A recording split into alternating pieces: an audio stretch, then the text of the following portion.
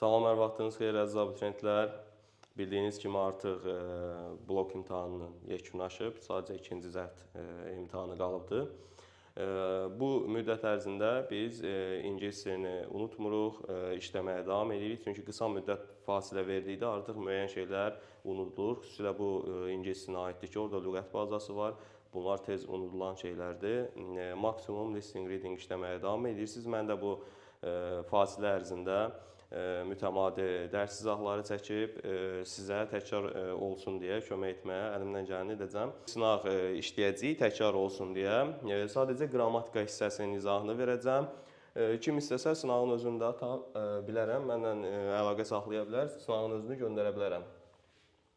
Deməli, başlayaq 7-ci sualımızdan.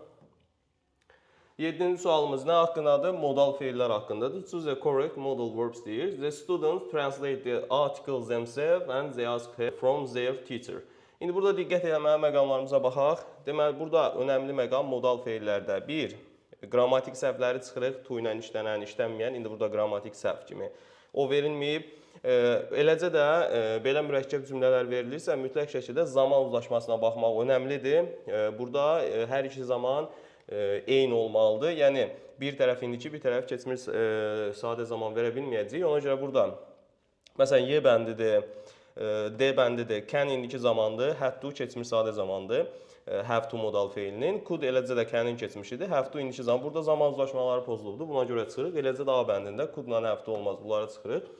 Cümlənin hər iki tərəfi keçmiş sadədə veririk və yaxud da indiki sadədə. C ilə B arasında qalanda tərcüməyə baxmaq lazımdır. Modal feillərdə ümumiyyətlə yazda saxlayın. 50% qrammatik qaydadırsa, 50%-ə tərcümə tələb edir. Baxaq görək, the students couldn't translate the articles themselves. Fikir verin, bura təsdiq olur onsuz da. Hər iki variantda bura təsdiqdir.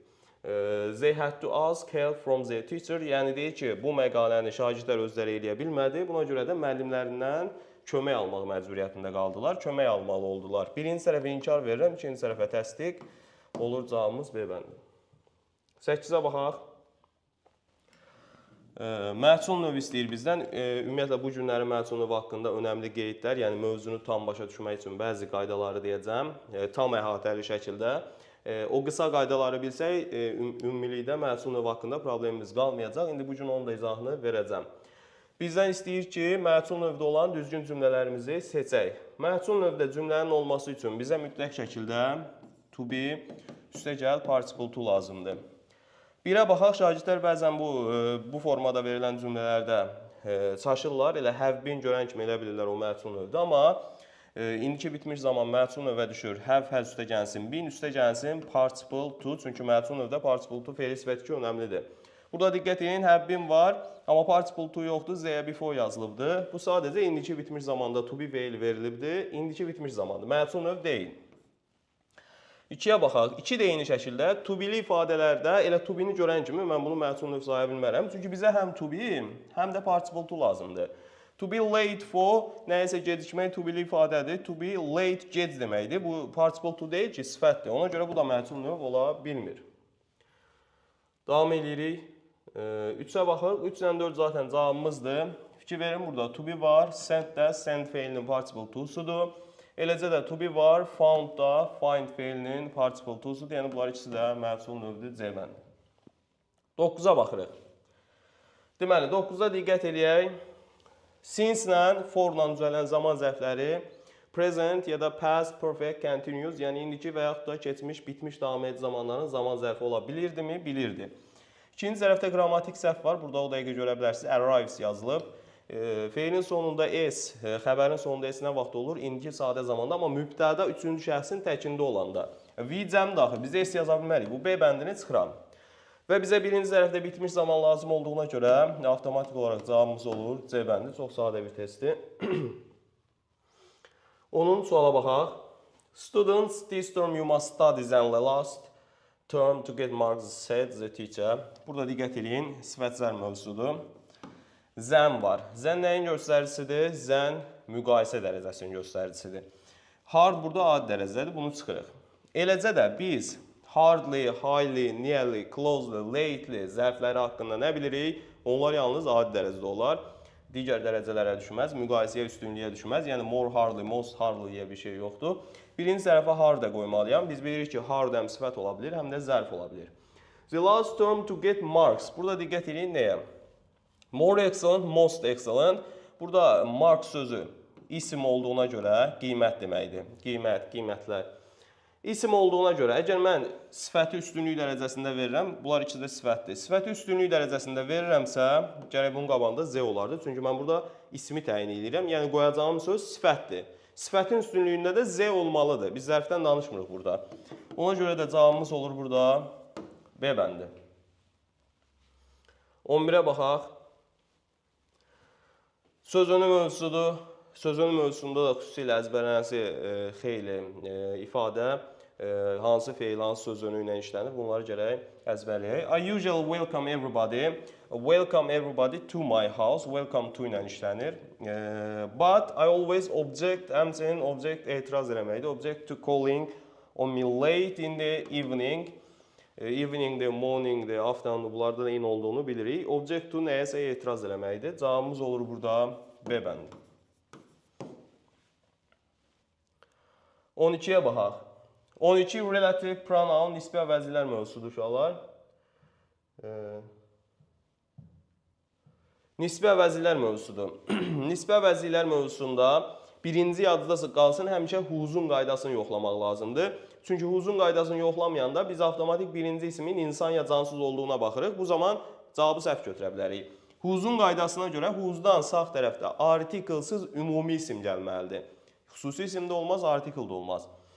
Burada diqqət edin, burada yoxdur artiklsız ümumi isim. Amma burada, bunlar hər ikisi nisbi əvəzlikdir bura qoyduğumuz. Burada var amma, artiklsız ümumi isim var. Yəni, mən ikinci tərəfə who's qoymalıyam. Artıq, artiklsız ümumi isim gəlməyibsə, o zaman gedirəm ismin insan ya cansız olduğuna baxıram. Woman sözü insan olduğuna görə insanı who-hum zətrən təyin eləmək olur. Amma who ilə whom arasında da kiçik bir fərq var idi, qrammatik fərq. Biz bilirik ki, whomdan sonra xəbər gəlməz. Bizdə xəbər verildiyinə görə artıq whom götürə bilmirəm. Cavabımız olacaq B bəndi who. 13-ə baxaq.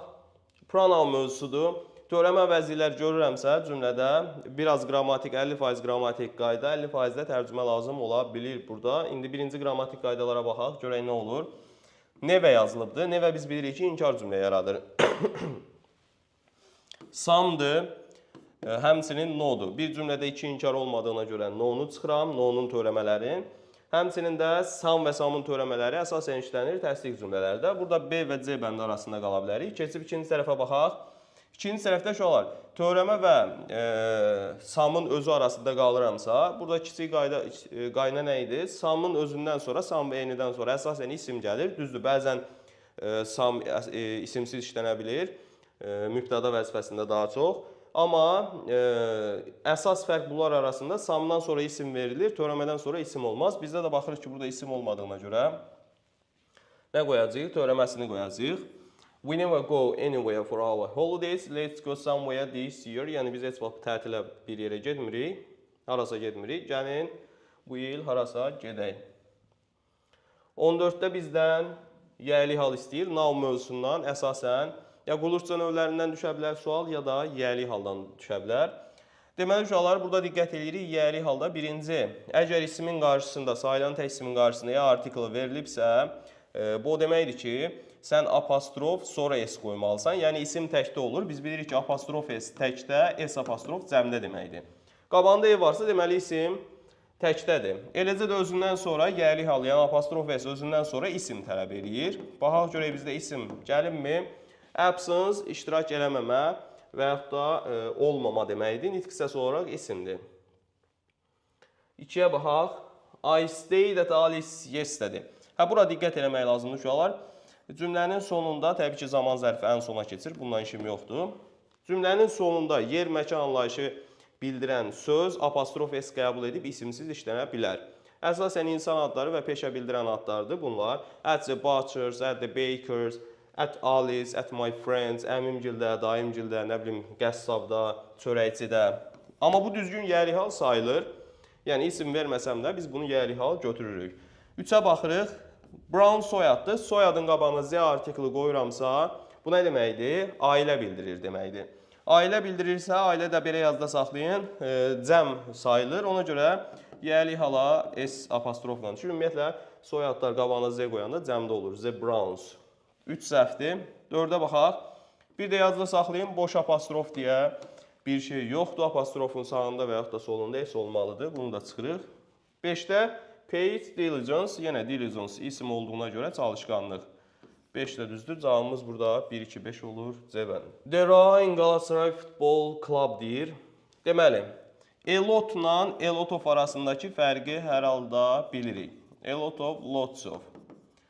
Bu of-dan olanlardan sonra biz isim qoyurduq. Ya sayılan cəm isim, ya da sayılmayan isim. Amma elot zərf idi, ondan sonra isim gəlmirdi. Elot talented players olmur, elot of talented players olmalıydı. Bunu çıxıram. Many hardworking people, many'dən sonra sayılan cəm isim gəlir. Burada da sayılan cəm isim verilib. Several clever footballers. Yenə several da sayılan cəm isimlə işlənir. Bu da düzdür. Amma few'dan sonra da sayılan cəm isim gəlir. Mən yox, men olmalıydı burada. Yəni cavabımız olur 2 ilə 3. B-bənd. 16-da Ted didn't go out last night. Last və next haqqında nə demişdik? Last və next sözlərindən sonra zaman bildirən hər hansısa bir isim verilirsə, o zaman qarşıda article işlənməz. Məsələn, last Sunday, last day, last year, last week. Bu zaman qabağına qoymuram. Amma last və next sözlərindən sonra zaman bildirməyən hər hansısa bir söz gəlirsə, o zaman növbəti sonuncu mənasını verir. Məsələn, last train, next page. Qabağında Z olur. The last train, the next page. Stay at home. Home bilirsiniz mücərrəd isim sayılır.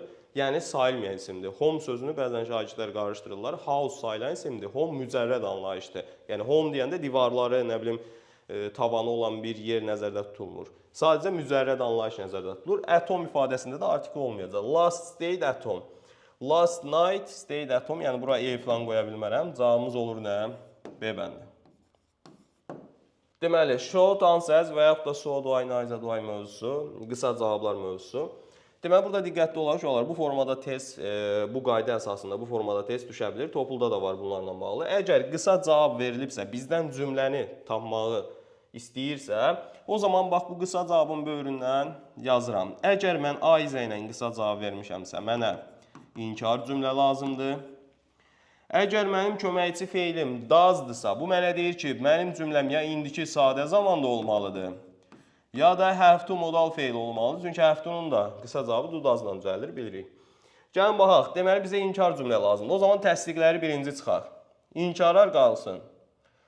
Bu da təsdiqdir. İnkarlar B, C, D bəndi. Sonra zamana baxaq. Tom never helps me to do the sum. Bu düzdür. Burada inkar cümlə verilib. Helps də indiki sadə zamandadır. B olar. C bəndində. Ted's sister hardly ate that pizza. Bizə indiki sadə zaman lazımdır. Ate də eat feilinin keçmiş zaman olduğu üçün bunu çıxırıq C bəndi. Bizə indiki sadə, yəni köməkçi feil do does olmalıdır. Ate yazsam köməkçi feil did olacaq. D bəndində də have got ifadəsi verilib. Have got ifadəsinin də köməkçi feili do does deyil olar. Have got ifadəsi sualını, inkarını ilə özü ilə düzəlir. Yəni have özü düzəldir sualını, inkarını. Ona görə cavabımız olur B bəndi. 18-də nə deyir baxaq görək. 18-də bağlayıcı mövzusudur. Bağlayıcı mövzusunda verilmiş hər iki cümləni tərcümə edirik. İki cümləni ən uyğun şəkildə hansı bağlayıcı ilə bağlaya biliriksə qoyuruq. You mustn't tell lies, yalan danışmamalısan. Your mother will punish you. Anan səni cəzalandıracaq. Or bağlayıcı qoya bilərikmi bura? Yalan danışmamalısan, yoxsa. Bax, bəzən şagirdlər oru sadəcə ya da mənasında tərcümə edir. Or həm də yoxsa deməkdir bağlayıcı kimi. Yalan danışmamalısan, yoxsa anan səni cəzalandıracaq. Elə bu yoxsa mənasında topulda da bununla bağlı testlər verilibdir. 19-a baxaq, bizdən səhv olan variantı istəyir. Agreement mövzusudur, yəni mübtəda xəbər uzlaşması. My all money. Diqqət edin burada, my all money ifadəsində əvəzlik gəlib. Biz onsuz da əvəzlik, asli yəli əvəzliyi ilə verilən ifadədə ikinci ismə baxmalıyıq, verilən ismə baxmalıyıq. Yəni all verilib, onsuz da bizim burada əsas ismimiz money. Sayılmayan isim olduğuna görə xəbəri tək veriblər, düzdür bu. Hot, chocolate and milk ənlə bağlanan iki dənə sayılmayan, həmcins sayılmayan isimlər cümlənin mübtədasıdırsa, xəbərimiz cəm olacaq. Bunu da çıxıram. 9 and 3 is 12. Burada diqqət edin uşaqlar bu hissəyə. 9 and 3 deyəndə 9 və 3 burada 2 dənə rəqəmi sadalamır. Bu sadəcə toplama əməlidir. Ona görə də bu 9 and 3 bir vahid kimi qəbul olunur. Yəni 9 üzərinə gəlsin 3 bu deməkdir. Ona görə də xəbərimiz tək verilib. Bu da düzdür. Every one of the pupils has to take IELTS exam. Burada yenə of-dan əvvələ baxıram. Everyone-ın da xəbəri, one əvəzliyin xəbəri tək olur onsuz da. Has verilib, təkdə verilib. Diqqət edin, burada everyone bitişik yazılsa teorem əvəzliyi olacaq. Of gələ bilməz. Ayrı yazılanda artıq teorem əvəzliyi deyil, ofla işlənə bilir. Xəbər də tək olur. Y bəndinə baxırıq. This pair of trousers. Burada diqqət edin uşaqlar. Trousers sözü cəm isimdir. Amma biz ofdan əvvələ baxmalıyıq. This pair deyirsə, bu cüt. Sən burada pair sözünün cüt olduğunu bilirsən, amma cüt olduğuna baxıb xəbəri ar verə bilməzsən, pair sözü burada təkdədir. Xəbəri ar vermək üçün gərək these pairs olmalıydı. These pair deyirsə, xəbər iz olmalıydı. Cavabımız burada Y bəndidir. 20. Match the words to the definition volunteer. Könüllü deməkdir. A person who freely offers to take part in an enterprise. Yəni bir şirkətdə iştirak edən, pulsuz şəkildə iştirak edən insana deyilir. Ultimate sonuncu, son deməkdir. Burada being or happening at the end, səhv eləmirəmsə bu formadadır. Baxaq görək. At the end of a process, yəni bir prosesin sonunda baş vermə, yəni sonda olma. Ultimate, transmission da köçürmə deməkdir. Broadcast, telecast, yayımlamaq, köçürmək. Davam edirik. Definition da bilirsiniz, standart bir sual tipidir. Həm sizdən sinonim, antonim soruşa bilər, qrammatik qaydadan söhbət gedir. Qrammatik qaydanın içində həm sinonim, antonim soruşa bilər, həm də definition. 21-də My son asked me burada his olmalıdır, səhv gedib. My son asked me kompleks object mövzusudur. Ask üçüncü qrup feil olduğuna görə mən bura to-lu qoymalıyam. Yəni to let. Let-ləri çıxırıq. Və biz bilirik ki, bir cümlədə bir neçə kompleks object verilə bilər. Biz yenə let-ə baxıb arada fikir verin. Arada him. Arada nə gəlibdir? Obyekt əvəzliyi gəlibdir. Obyekt əvəzliyi gəlib, sonra da nə olmalıdır? Let özü birinci qrup olduğuna görə ikinci feili də mən nə qoymalıyam? To-suz, ing-siz qoymalıyam.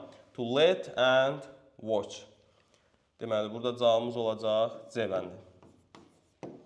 Kompleks object mövzusu çox sadə mövzulardan biridir. İndi 26 noyabrda briefing oldu. Orada deyilənə görə ki, ikinci qrup feillərini proqramdan çıxarırlar. Amma hələ ki toplu yenilənməyib. Ona görə nəsə demək tezdir.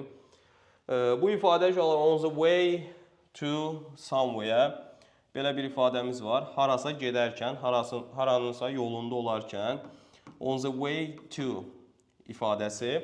Bir dənə burada önəmli qeyd var. On the way home ifadəsində on yazıram.